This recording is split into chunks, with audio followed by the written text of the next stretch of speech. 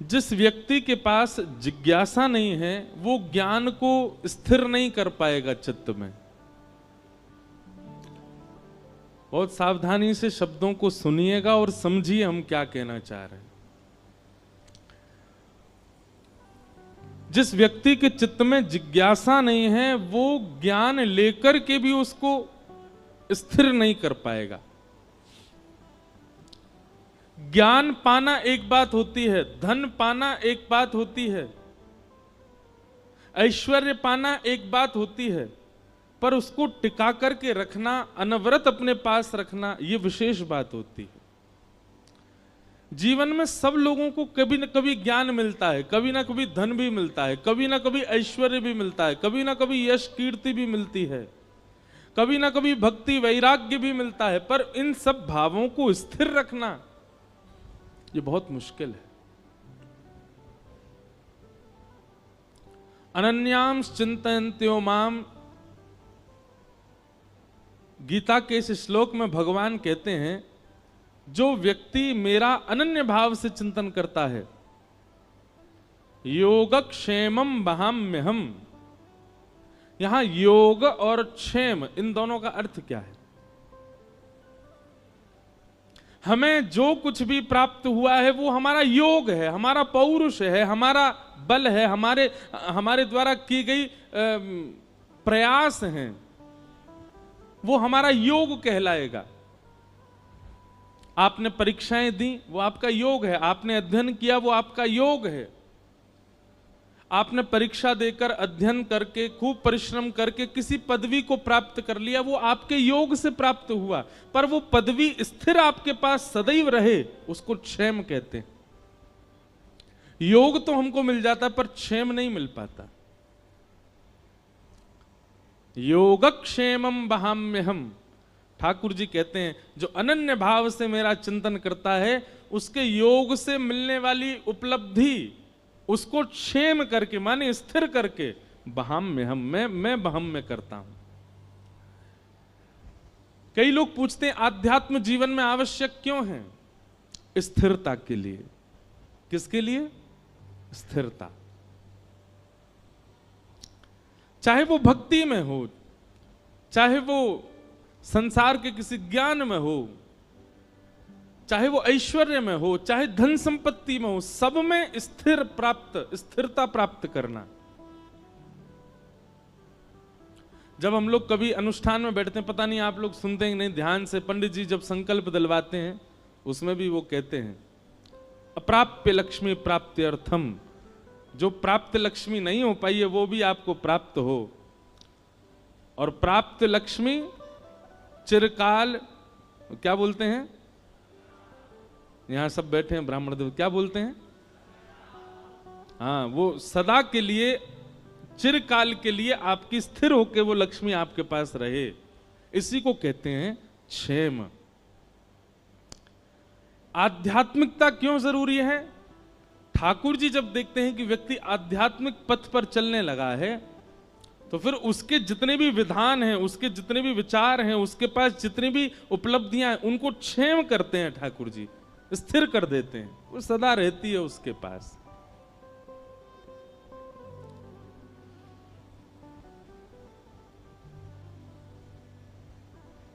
भगवान कपिल से देवभूति माता अपनी जिज्ञासाएं पूछ रही हैं।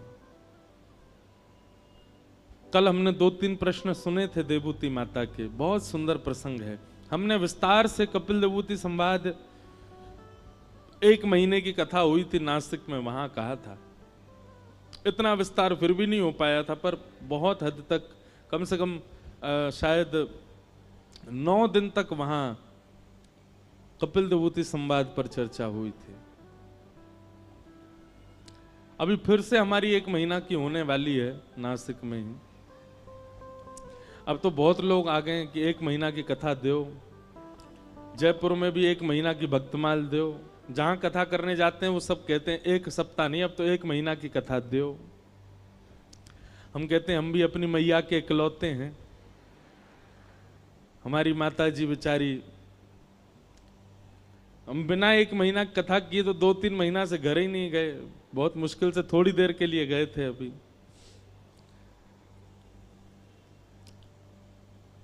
देखो एक बात याद रखना बंधुओं, कर्तव्य का निर्वहन भी बहुत आवश्यक है।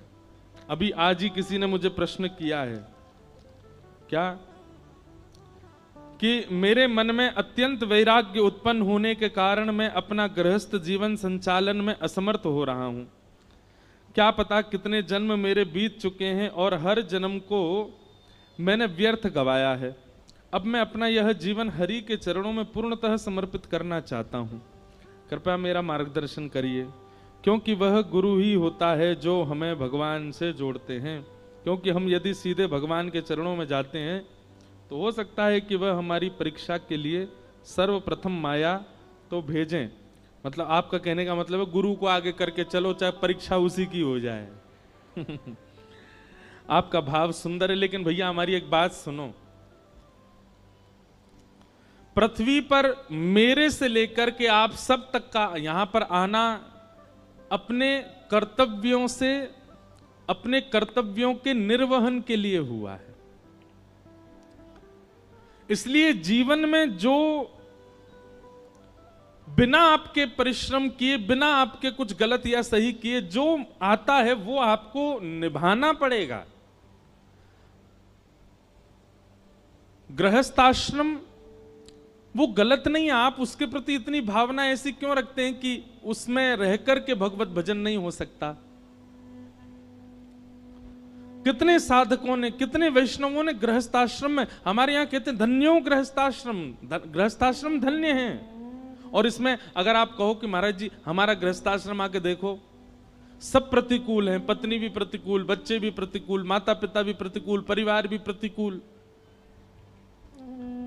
एक बात याद रखिएगा, मैं कथा में कहा करता हूं, धारा जिस तरफ है उस तरफ नाव यदि नाविक चलाने लग जाए तो ये नाव चलाने वाले की खूबी नहीं है।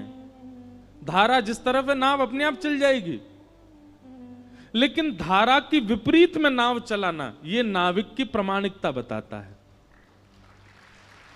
आप ये चाहते हो कि सब अनुकूल हो जाए और उस अनुकूलता में मैं भजन करूं, कोई बड़ी बात नहीं है। माताजी डॉक्टर, पिताजी डॉक्टर, भैया डॉक्टर, बहन डॉक्टर, पत्नी भी डॉक्टर, तो फिर अपने आप डॉक्टर बनी गए तो कोई बड़ी बात नहीं है। लेकिन पिताजी वकील, माताजी हाउसवाइफ, भैया व्यापारी, बहन बीटेक कर रही है, इंजीनियर, और तब आप सबसे अलग हटके डॉक्टर बन जाओ तो आपकी प्रशंसा की जाती है। ठीक वैसे ही अनुकूल अवस्था में भगवत प्राप्ति करना ये बड़ी बात नहीं है। प्रतिकूल अवस्था में भगवत प्राप्ति करना, ऐसे किसी भक्त को नहीं देखा जैसा प्रेम ठाकुर जी ने प्रहलाद को किया। प्रहलाद को गोद में बैठा लिया, गले में अंक में भर लिया और जीव निकाल करके ठाकुर जी चाट रहे हैं प्रहलाद को। क्यों? क्योंकि प्रहलाद विपरीत अवस्था में भगवत प्राप्ति कर रहा है। पत्नी अनुकूल नहीं है तो चिंता मत करो। तुकाराम जी महाराज की पत्नी अनुकूल नहीं थी, वो दिन भर सुनाती रहती थी।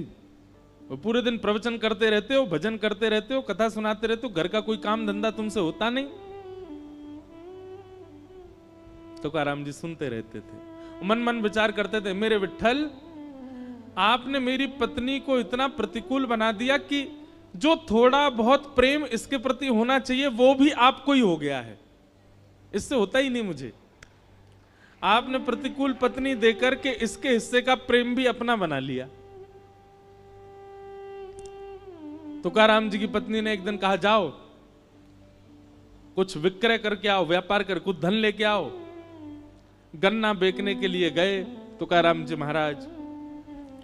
जैसे ही घर से बाहर गए, थोड़ी दूर पर ही पहुंचे होंगे, छोटे छोटे बच्चे उनके पीछे दौड़ने लगे, गन्ना खाएंगे गन्ना खाएंगे। तुकाराम जी ने फ्री में ही बच्चों को बांट दिए, एक बच गया। लौट करके आए तो पत्नी बड़ी प्रसन्न, बोले सारे गन्ने बेच के आए आप?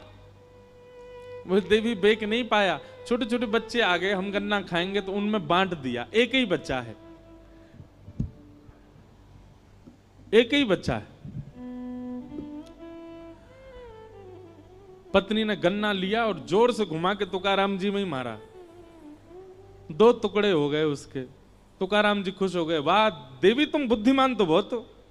मैं सोच रहा था एक गन्ना 2 कैसे खाएंगे, तुमने 2 कर दिए, लो एक तुम खाओ, आधा मैं खाता हूं। भैया देखो, संसार ऐसा है, संसार वैसा है नहीं, जैसा बना लो वैसा है। आप जैसा कर लोगे संसार वैसा। आप कितना भी बुरा मान लीजिए, आप एक काम कीजिए, कल का, कहां से आवाज आ रही भैया, कौन ढोलक बजा रहा हो? नेक शांति रखे हो हैं। 2 बजे तक खूब बजाया करो, 6 बजे के बाद भी खूब बजाओ, बस 2 से 6 हमको बोलने दो। क्या बता रहा था मैं? हाँ, कल एक काम करना, सुबह उठते ही नकारात्मक दृष्टि रखना, जिसको देखो उसको गलती देखना। शाम तक पूरी दुनिया ही नरक दिखने लगेगी आपको, लेकिन करना नहीं। पता है क्यों? क्योंकि नकारात्मक भाव में जब आप प्रवेश करते हो ना, तो बहुत लंबे समय तक प्रवेश कर जाते हो। सकारात्मक देखो, सब में गुण का दर्शन करो, सब में अच्छाइयों का दर्शन करो, सब में भावों का दर्शन करो, सब अच्छे दिखेंगे, सब में भाव दिखेगा।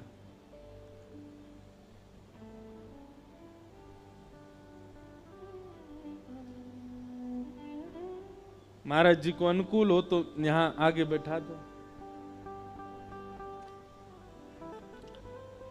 बोलो वृंदावन बिहारी लाल की जय। हाँ बस, जय विराज।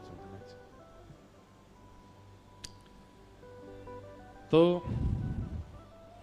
जिन भैया का ये भाव है कि गृहस्थाश्रम में रहकर के ठाकुर जी का भजन कैसे करें,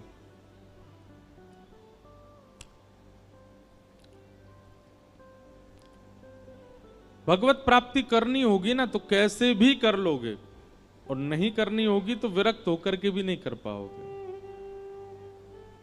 इसलिए जैसी व्यवस्था अवस्था ठाकुर जी ने निर्माण कर दी है चारों ओर, उसी को स्वीकार कीजिए और उसी में ही ठाकुर जी की प्राप्ति करो। अपनी तरफ से कुछ विशेष करने का प्रयास मत कीजिए। पत्नी अनुकूल है तो दोनों मिलकर के भजन करो, और पत्नी प्रतिकूल है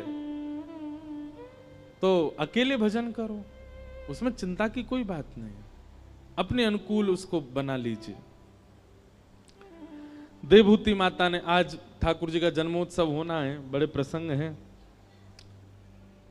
ठाकुर जी से मन एकाग्र करने के साधन पूछे। मन एकाग्र कैसे होगा? तब भगवान कपिल ने अष्टांग योग के विषय में प्रवचन किया। यम, नियम, आसन, प्राणायाम, प्रत्याहार, ध्यान, धारणा, समाधि, ये अष्टांग योग हैं।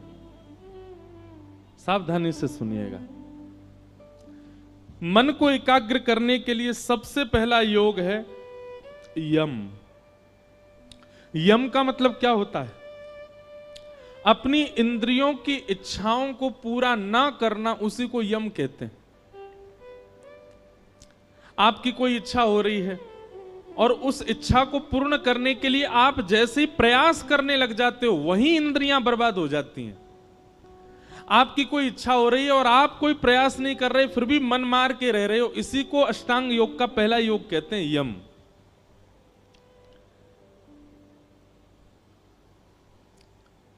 भोपाल में प्रसिद्ध क्या है खाने पीने वाला? कुछ है प्रसिद्ध? कुछ नहीं है, ऐसे ही है। क्या? दाल, चाट, चाय। चाय प्रसिद्ध है यहाँ की। हमने तो बहुत कुछ खाया, प्रसिद्ध बता बता के खिलाया।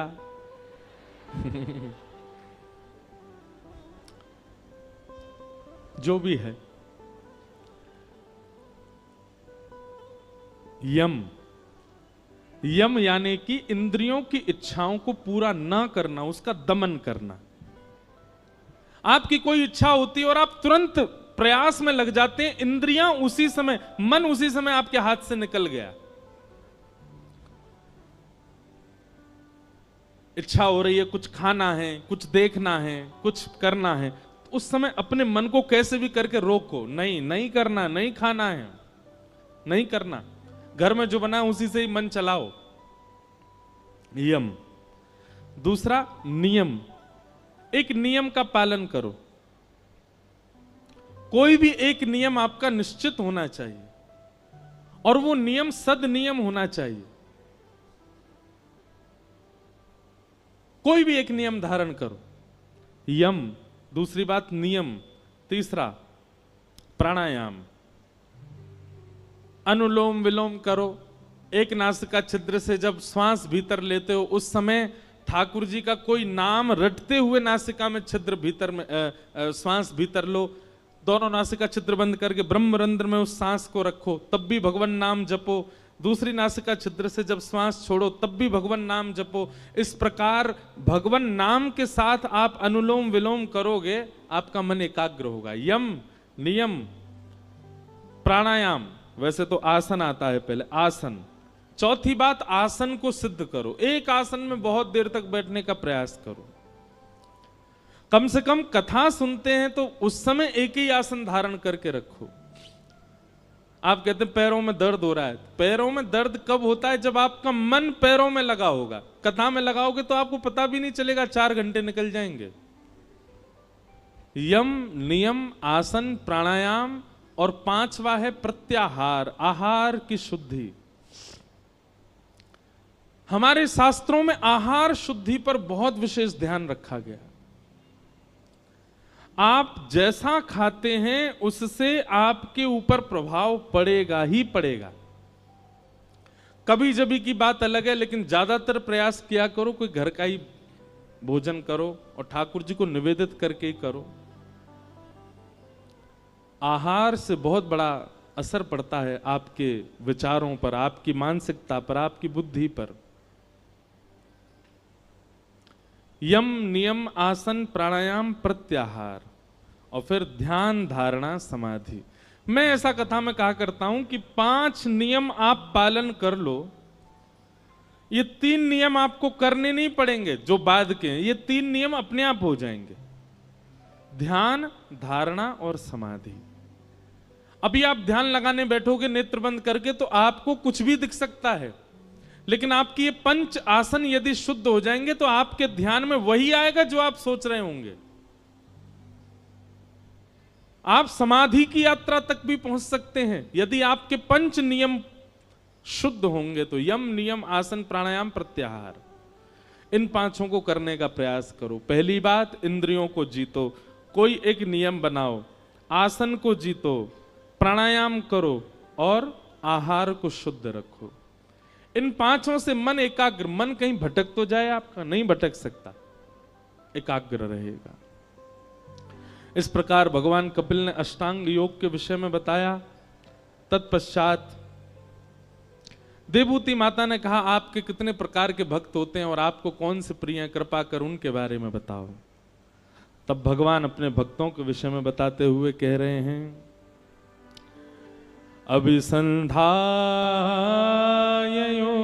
हिंसा दंभं मात्सर्यमेव वा संरम्भी भिन्नग्भावं मयि कुर्यात् स तामसः। बहुत ध्यान पूर्वक सुनना। 4 प्रकार के भक्त होते हैं भगवान के। कौन कौन से? तामस, राजस, सात्विक और निर्गुण। इनमें से आप कौन से हो अपने आप सुनकर के बताइए। सबसे पहले भक्त का नाम क्या है? तामस। तामस भक्त जो होता है ये ठाकुर जी की आराधना केवल किसी अन्य की बुराई के लिए ही करता है। हे हनुमान जी महाराज, आपने पड़ोसी पे बहुत ज्यादा कृपा कर रखी है। और चलो भली उसका बुरा नहीं चाहता, लेकिन उदाहरण यही देगा। आपने उसको इतना दिया, हमारे ताऊ जी के बच्चों के साथ आप ऐसा कर रहे हो, चाचा के बच्चे इतने प्रसन्न रहते हैं, मामा के बच्चे ऐसे हो रहे हैं, हम पे आप दया ही नहीं कर रहे हो। यह भी एक तामस भक्त का लक्षण है, जो दूसरों का उदाहरण देके ठाकुर जी को चुनौती देता है कि आप उस पर तो इतनी कृपा कर रहे हैं पर मुझ पर नहीं कर रहे हैं। ये तामस भक्त है। एक बात सदैव याद रखना बंधुओं, भगवान को कभी भी आप इस प्रकार आरोपित मत किया करो। ठाकुर जी किसी दिन कहने पे आ गए ना तो फिर कुछ बोल नहीं पाओगे। भगवान कहेंगे पुलस्त्य ऋषि के खानदान में भेजा था रावण को, ब्राह्मण कुल में भेजा था रावण को, सबको एक बुद्धि, उसको 10 बुद्धि प्रदान की थी। सोने की नगरी में रहता था रावण, मंदोदरी जैसी पत्नी प्रदान की, लेकिन उसके बाद भी अपना सर्वनाश कर लिया। इसमें मैंने क्या गलत किया? मैंने तो सर्वगुण संपन्न भेजा था रावण को। व्यक्ति अपने कर्मों से ही भोगता है सब कुछ। आप ठाकुर जी को आरोपित मत किया करो कि आप उस पर ऐसा कर रहे हैं, इस पर ऐसा कर रहे हैं, मुझ पर आपकी कृपा क्यों नहीं है? हम नहीं जानते कौन किस जन्म का फल भोग रहा है, इसलिए ठाकुर जी को आरोपित मत कीजिए। अपने जीवन में भी जो आप देख रहे हो वो भी ना जाने किस जन्म का फल आप देख रहे हो, इसलिए जो कुछ भी ठाकुर जी कर रहे हैं सबको स्वीकार करो।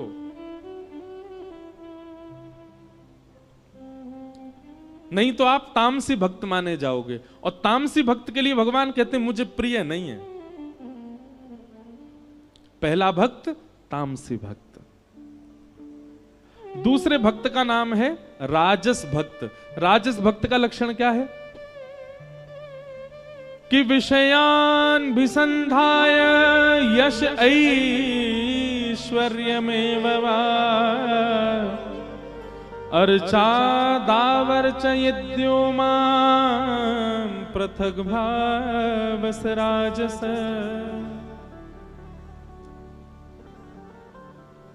विषयान विसंधाय, 50 रुपए की मिठाई के डिब्बे को लेके आएगा मंदिर में, लेकिन बदला में 5 करोड़ मांग करके जाएगा ठाकुर जी से।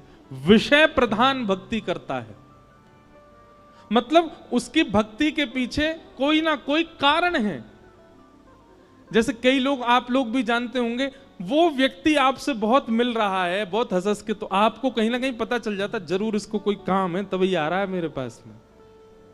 नहीं तो ये कभी राम राम भी नहीं करता था मुझको, आजकल इतना पूछ रहा है। ठीक वैसे ही जब आप ठाकुर जी के पास जाना विषयों के लिए शुरू करते हैं, पहले तो ठाकुर जी प्रभावित होते हैं, अरे वाह देखो, आओ हो आज तो इंद्रेश आया है, ओह क्या लेके आया, ओ मिठाई लेके आया, कलाकंद लेके आया है, वाह। तभी ठाकुर जी मन में विचार करते हैं, बोले जरूर कोई काम। बंगाली में एक बात कहते हैं, अति भक्ति चोरे लक्षण। जो बहुत ही ज्यादा हाथ पांव जोड़ता रहता हो, नीचे दुल्लर तिल्लर हुआ जाता हो, समझ जाना चोर है इसके अंदर, जरूर कुछ कोई और कारण है इसकी प्रणाम का। तो भगवान कहते हैं कि राजस भक्त का लक्षण कैसा? वो विषय के लिए ही आता है बस मेरे पास में, उसको वैसे कोई फर्क नहीं पड़ता। हनुमान जी के ऊपर मक्खी बिनबिनाई रही हैं, हनुमान जी के मंदिर में एसी नहीं चल रहा है, बेचारे पूरे दिन अब पसीना में बैठे रहे, कोई फर्क नहीं पड़ता, लेकिन अपनी कामनाओं के लिए आ जाता है, सारे हाथ जोड़ देता है, पैर पड़ देता है, बिल्कुल तपस्या करने लग जाता है। उन्होंने ये नियम बताया, ये भी करेंगे, ये नियम बताया, ये भी करेंगे, पर सारे नियमों के पीछे कारण क्या है? विषय। एक भारत में एक जगह है, वहां भीड़ नहीं है ज्यादा, लेकिन बहुत अद्भुत जगह है। उस स्थान का नाम है जागेश्वर। क्या नाम है? जागेश्वर। उत्तराखंड में कमाऊ एक क्षेत्र है, नैनीताल वाला। वहां जब आप ऊपर जाएंगे तो वहां तीन स्थान हैं महादेव के, जागेश्वर, बागेश्वर और मुक्तेश्वर। जीवन में कभी अवसर मिले तो उन तीनों स्थानों का दर्शन जरूर करना। और तीनों स्थान पता कैसे हैं? मुक्तेश्वर पहाड़ की चोटी पर है, बागेश्वर समतल में है और जागेश्वर नीचे पाताल में है। और जागेश्वर स्थान जो है ना, यहां पर महामृत्युंजय का जो मंत्र है वो वहीं प्रकट हुआ, जागेश्वर। इसीलिए उनका, वहां के महादेव का नाम है जागनाथ। वहीं से ही महामृत्युंजय प्रकट हुआ। वहां की कथा ऐसी बताते हैं कि जागनाथ उनको इसलिए कहा जाता कि वो नाथ इतने सिद्ध थे, सब लोग ध्यान से सुनना, कि कोई व्यक्ति आके कुछ भी मांग ले सब पूरत कर देते थे। एक बार एक कहीं के राजा ने किसी अच्छे राजा की हिंसा की कामना उनसे की, वो तो सबको आशीष देते थे, बोले तथास्तु। ये बात जब आद्य गुरु शंकराचार्य जी को पता चली तो शंकराचार्य भगवान गए और वहां जाकर के महादेव से प्रार्थना की, बोले कलिकाल आने वाला है नाथ, आप यहां सबकी मनोकामना पूरी कर देंगे, कलयुग में लोग कुछ भी मांग सकते हैं, इसलिए हमारी प्रार्थना है कि आप अंतर्मुखी हो जाओ। तब ठाकुर जी वहां पर शांत हो गए, नहीं तो महादेव से जो मांगो वो मिलता था। आज भी वहां नियम है, रात्रि 6-7 बजे मंदिर बंद हो जाता है और फिर उसके बाद वहां आप देखेंगे कि दंपति, पति पत्नी अपने हाथ में दिया लिए रात भर खड़े रहते हैं।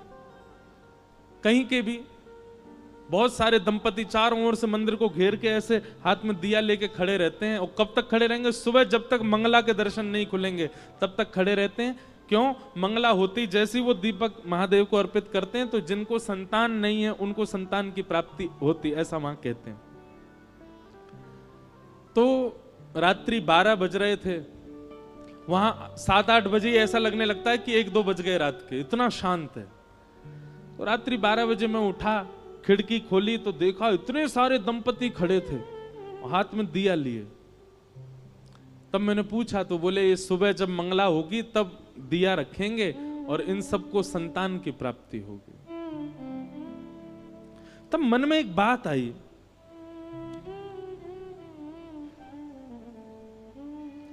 व्यक्ति को पता है कि अगर मैं इन देव के सामने ऐसा कुछ करूंगा तो मैं जो चाहूंगा वो मुझे मिलेगा। वो व्यक्ति कभी ठाकुर जी को क्यों नहीं मांगता? वो व्यक्ति कभी अच्छे विचार क्यों नहीं मांगता?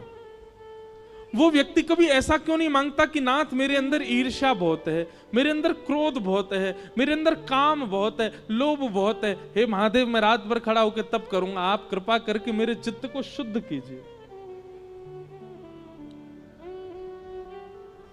कभी ऐसी भावना क्यों नहीं उत्पन्न होती? हम सब जगह विषय क्यों मांगते हैं?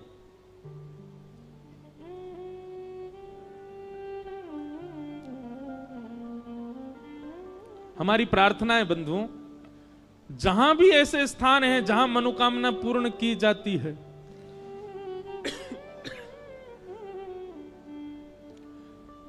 अगली बार आप जब वहां जाएं, एक बार हमारे कहे से कोई विषय मत मांगो, शुद्ध विचार मांगो, शुद्ध व्यक्तित्व मांगो, हम शुद्ध इंसान बने, ऐसी कोई कामना करो ठाकुर जी से।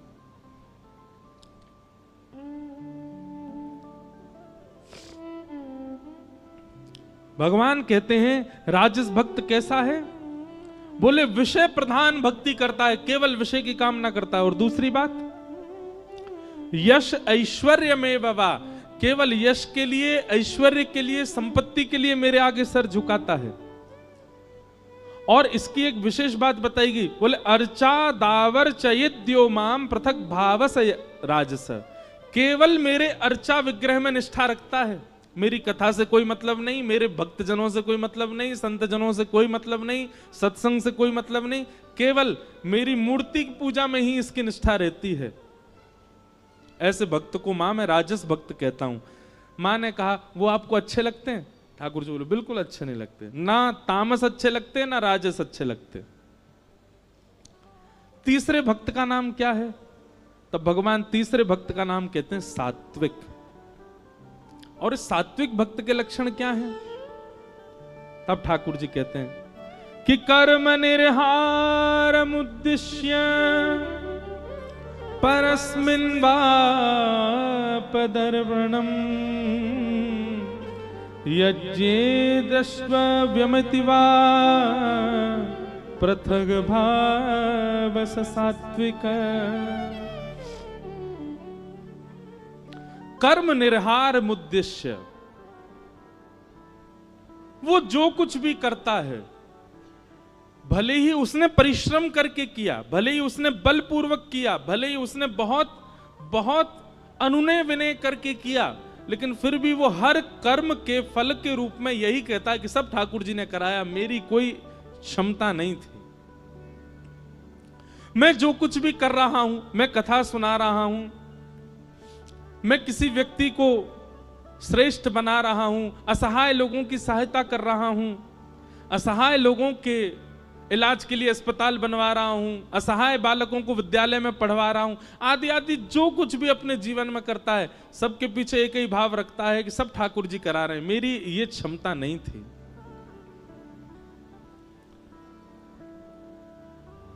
ऐसे व्यक्ति को मैं सात्विक भक्त कहता हूं। वो जब भी मेरे सामने आता है ना मां, तो एक ही बात कहता है, बोले नाथ सब आपकी कृपा से हो रहा है, मेरा आपकी कृपा से सब काम हो रहा है, करते हो तुम कन्हैया, मेरा नाम हो रहा है। ये सात्विक भक्त का लक्षण है। मां ने पूछा आपको ये अच्छे लगते हैं? भगवान ने कहा अच्छे लगते हैं पर बहुत प्रिय ये भी नहीं है। मां ने कहा तो फिर आपको प्रिय कौन है? तब भगवान कहते हैं चौथे निर्गुण। और निर्गुण भक्त का लक्षण क्या है? आहा, तब भगवान कहते हैं कि लक्षणम भक्ति योगस्य निर्गुणस्य हुदाहतम अहैतुक्य व्यवहिता या भक्ति पुरुषोत्तम। मां, ये चौथा भक्त जो होता है ना, ये निर्गुण भक्त है। बोले निर्गुण भक्त के लक्षण क्या हैं? बोले मुझसे कोई कामना नहीं रखता, ये केवल मुझे भजता है, मेरा भजन करता है, मेरी कथा सुनता है, मेरे मंदिर में आता है, पर इसकी कभी कोई इच्छा ही नहीं होती मुझसे, कुछ नहीं मांगता।